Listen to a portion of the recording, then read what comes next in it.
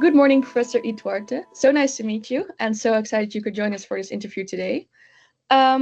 So let's start. What has been the role of what's been the role of women in shaping human rights law and environmental law? Yeah, it has been a long journey. We could see that coming in 1972 with the Stockholm Conference, which was a watershed moment for humanity in which people really realized that the earth is fragile in the sense of the anthropogenic impacts that we were having. And while the Stockholm Conference was very progressive in many ways, for example, was the first time that the term ecocide was mentioned, the right to a clean, healthy and sustainable environment also finds its roots there. It is important to highlight that when it came to the issue of women's rights, it was not progressive. If you see that declaration, women are embedded within the concept of man, for example. If you see Principle 1, it refers to man has the fundamental right to freedom, equality, adequate conditions of life in an environment of equality that permits life in dignity and well-being. So women are subsumed, and also it's an essentialized view of men in the sense that it's not recognized this intersectionality, whether it's, for example, a person in a rural, urban area, whether the person is young or indigenous people, local communities. So we saw advances there, but also limitations. And there it was a critical moment, however, that women had a role in shaping, even when it take that form. Specifically, we see Indira Gandhi making a very powerful discourse on behalf of global South countries and really questioning this kind of agency that was linked to the concept of efficient man.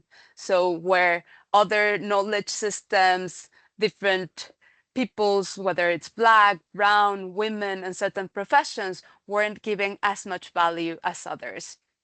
And that led the way to, in 1975, that it was recognized as the International Women's Year, which eventually there were important advances there. And finally, later on, the Convention on Elimination on Discrimination Against Women was adopted.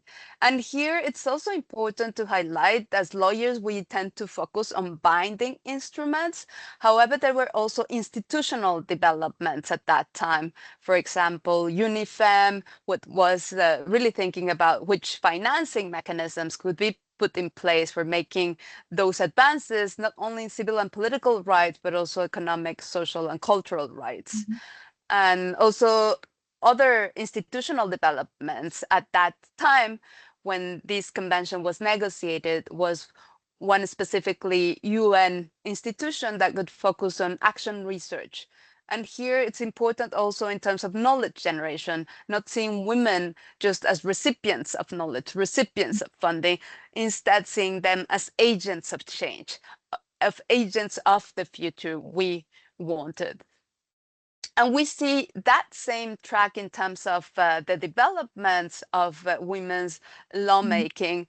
It's sometimes assumed that it's women in the global north which were the pioneers. But if we see many of these developments back then, both in the context of the Stockholm Conference, some other instruments that came after that, and also within human rights law, it was very much women from the global south having a critical role in shaping these advances on gender equality and also in understanding of the principle of solidarity more broadly. Interesting, thank you. So more of a general question, but in what ways does climate change and degradation of ecosystems affect women differently from men? So here, to understand this point, it's really important to understand the concept of vulnerability. And often vulnerability is conflated with powerlessness or lack of agency. So in my research, what I find and what I highlight is that we need to decouple that in order to understand really what are the differentiated impacts between women, men, and also other genders, in order to understand, yes, there are certain impacts that are differentiated. For instance, when we talk about women in the global south, who are very much responsible in many cases of fetching the water. So if with climate change there is less water access because of droughts, women and girls often have to walk longer distances, making them more susceptible, for instance, to gender violence. And that's one example. We see also studies that show that with climate change, there's also an increase of girls uh, being married earlier because there's not enough food on the table, or it's not enough economic resources to really get the family going to school, like all the children, and often boys are prioritized than girls in certain contexts of going to school. However, this is a very important issue to highlight, but equally important is to understand what is the agency that women have and how that agency help us tackle climate change and ecosystem degradation in a more effective way. So yes, understand the vulnerability, but decouple it from powerlessness, because women also have great traditional knowledge. For example, if you go to many indigenous people and local communities about which seeds to plant and how to collect them, the more diversity and the ones that are going to be more likely to succeed. In terms of medicinal knowledge, for example, women also often have critical knowledge. And as we have seen, I gave you some examples, and I could provide you many more of how women lawmakers have had a critical role, especially if we see understanding the connections between civil and political rights and economic and social and cultural rights. And this was an issue that was put on the table very early on.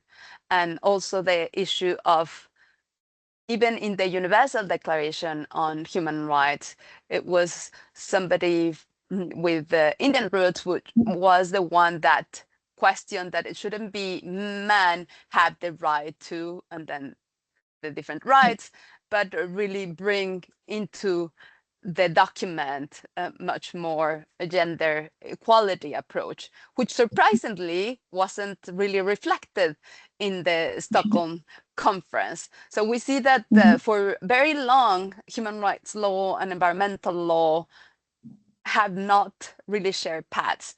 But now we see that changing. We have a gender action plan within the climate agreement. There are advances both within the Paris Agreement, the UN Framework Convention on Climate Change, but also within other interconnected multilateral environmental agreements, such as the Convention of Biological Diversity, which was the first multilateral environmental agreement to have a gender action plan. So we cannot see the different aspects, climate change, water, biodiversity, fragmented.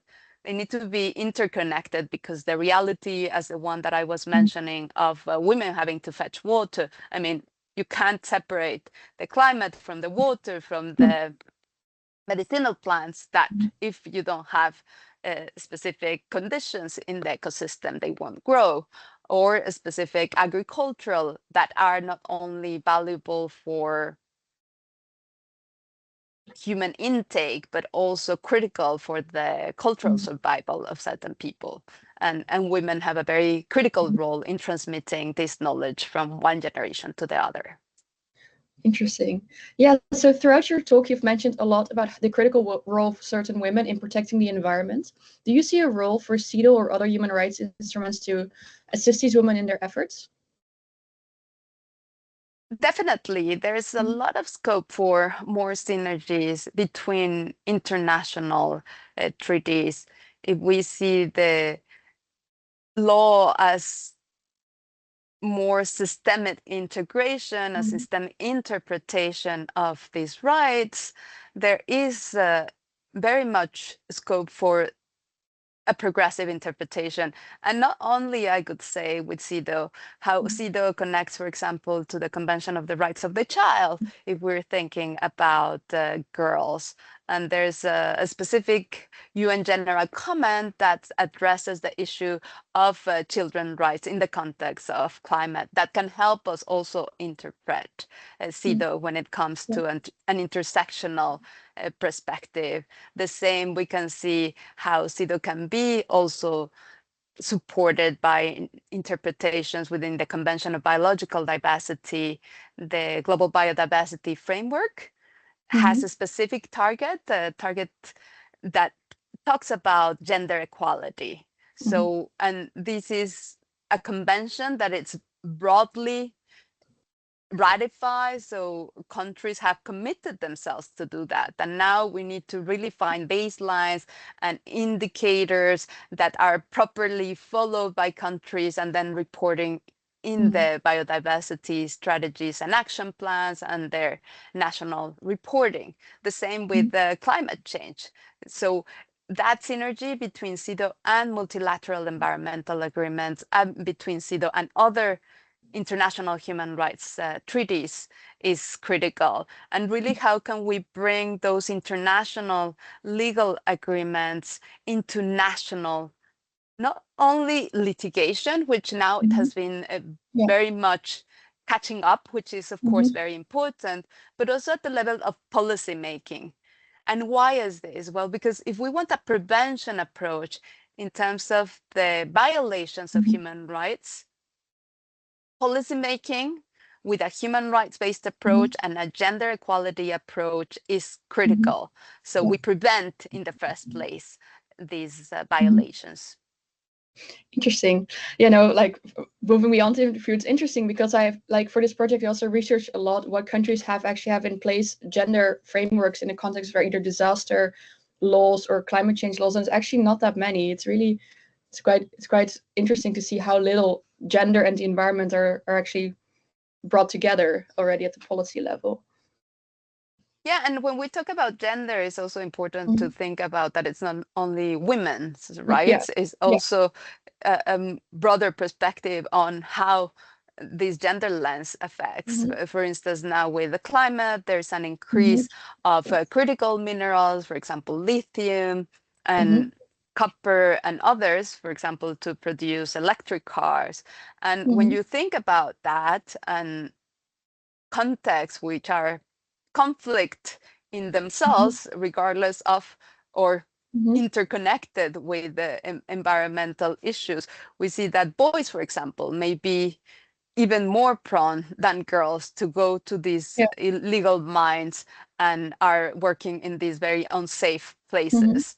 So we see that interconnection as well. So when we bring this gender perspective, it's really important then that lawyers work very closely with other social scientists that can help us bring these nuances and these empirical legal studies, not only based on legal interpretation. That's, of course, it's critical, but if we don't see how laws operate in practice, we won't be catching up to current socio-ecological challenges. Yeah, no, true, and especially for the CEDAW, it's quite an old document which has many interesting articles which are a bit outdated, I'd say, right now. So it's what you say.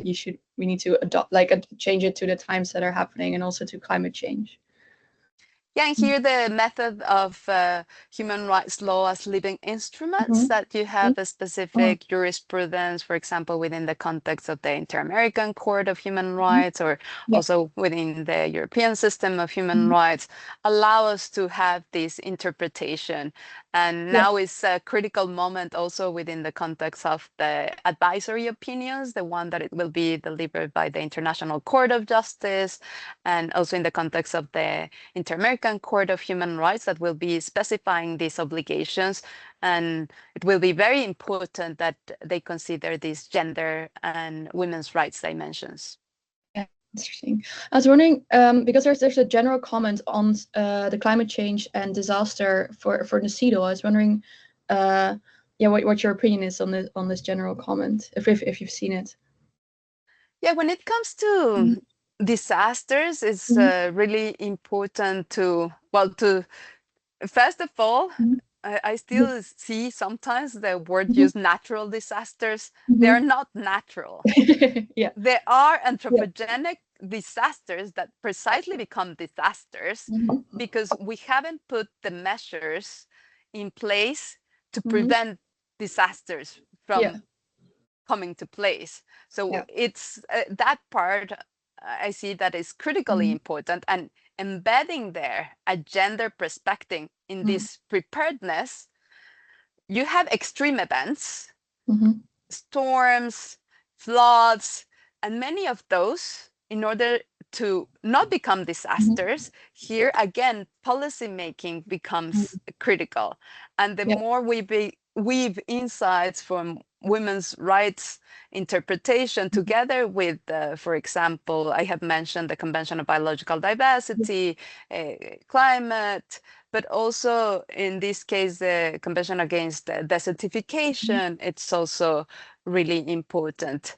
Yeah.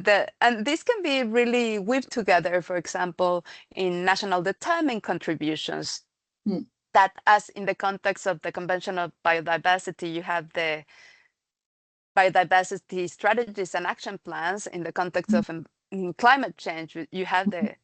the national determined contributions, and Mhm. building that preparedness in terms Yeah. of preventing Mhm. disasters related to climate change, and then reporting that Mhm. to the international for us through Yeah. national reporting, can really help countries help each other in terms of what has worked, what has not Mhm. worked. And here, in terms of preventing disasters, and also, well, once the Mhm. in cases where disasters have happened, one institution that is not sufficiently acknowledged but has Mhm. had a critical role, including on advancing gender equality and women's rights, are national human rights institutions Mhm. that are mandated by law, often by the Mhm. Constitution itself. And these are institutions that often function as a bridge between governments and right holders, Yeah. between international law and national law. And these institutions have been really critical in efforts on climate adaptation, which is critical in terms of Yeah. preventing disasters.